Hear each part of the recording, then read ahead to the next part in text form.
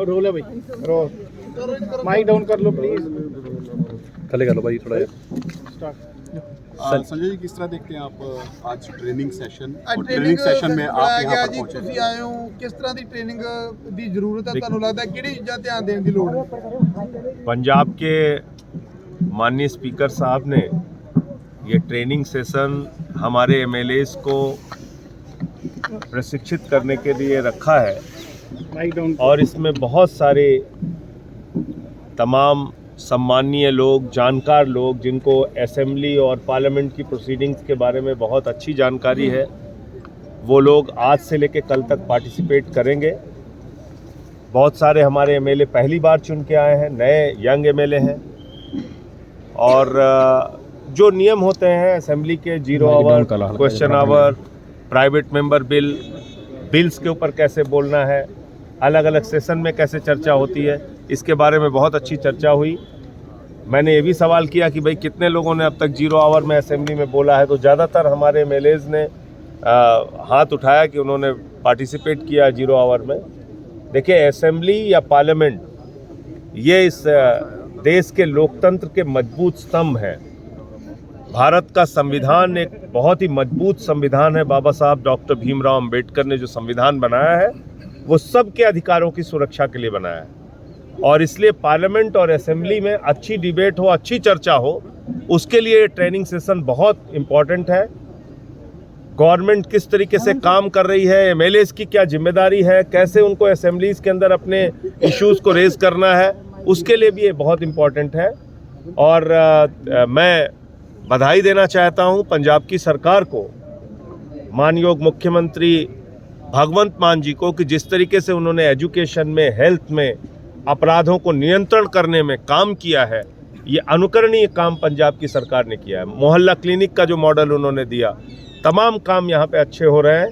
हमारे जो एमएलएज हैं, जो मिनिस्टर्स हैं, वो भी बहुत अच्छे ढंग से काम कर रहे हैं। विधानसभा में जो स्पीकर साहब हैं, उनका आशीर्वाद, उनका स्नेह सभी एमएलएज को मिलता है और लोग अपनी बात अच्छे ढंग से कर रहे हैं। तो आज का ये कार्यक्रम बहुत अच्छा है और अच्छे ढंग से सरकार के कामों की आपने बात की है, लेकिन राज्यपाल जो है पंजाब के, वो सरकार के कामों पर सवाल कुछ देखिए, मेरा अपना मत है, मैंने अभी 2 दिन पहले भी इस बात को बोला कि राज्यपाल और एलजी का जो पद है इसको खत्म कर देना चाहिए। इनके ऊपर जनता का, टैक्स पेयर्स का पैसा, करोड़ों रुपए फालतू में बर्बाद होता है। कोई जरूरत नहीं इस पद की। 3 करोड़ लोगों ने चुनकर भगवंत मान जी को मुख्यमंत्री बनाया है। 3 करोड़ लोगों ने यहाँ के एमएलएस को चुना है। उसके ऊपर कोई राज्यपाल बैठ जाए राजा की तरह, कोई एलजी दिल्ली के अंदर बैठ जाए राजा की तरह, तो वो ठीक नहीं है। राजभवन जो है वो राजा भवन के रूप में तब्दील हो रहा है हिंदुस्तान के अंदर। ये बहुत दुर्भाग्यपूर्ण है। राज्यपाल को अपने अधिकार और सीमा को समझना चाहिए। और मैं तो ऐसा मानता हूं कि इस पद की कोई आवश्यकता नहीं है। 1 वोट तो लोग इनको देते नहीं, कहीं से चुन के आते नहीं, इनकी कोई जनता के प्रति जवाबदेही नहीं है। लेकिन डंडा चलाने के लिए ऊपर वालों के इशारे पर, केंद्र सरकार के इशारे पर राज्यपाल और एलजी तैयार रहते हैं। तो इसलिए इस पद की ही आवश्यकता नहीं। अगर आप मुझसे मेरा मत पूछें, राज्यसभा में मुद्दा उठाओगे सर? यही चीज पंजाब में देखने को मिल रही है। पंजाब में भी देखने को मिल रही है, पंजाब में भी देखने को मिल रही है। आप बताइए, उन विषयों पर राज्यपाल, महामहिम राज्यपाल महोदय उपदेश दे रहे हैं भगवंत मान जी को, जो उनका विषय ही नहीं है, जो उनके अधिकार क्षेत्र में नहीं आता। पंजाब के अंदर एक चुनी हुई सरकार है। भगवंत मान जी यहाँ के एक लोकप्रिय मुख्यमंत्री हैं, वो जनता के लिए काम कर रहे हैं। आप ऊपर से चिट्ठी जारी कर रहे हैं, संजय जी वो सवाल उसको मीडिया में दे रहे हैं।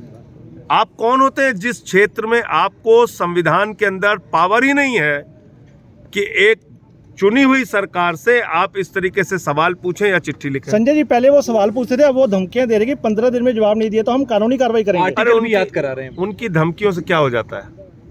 उनकी धमकियों से थोड़ी हो जाएगा कुछ। पंजाब के 3 करोड़ लोगों ने, पंजाब की 3 करोड़ महान जनता ने यहाँ की सरकार को चुना है। 92 सीटें लेके आम आदमी पार्टी की सरकार बनी है, भगवंत मान जी मुख्यमंत्री बने हैं। वो किसी राज्यपाल के डंडे से सरकार नहीं चलेगी, यहाँ के लोगों के मत से चलेगी। Thank you sir.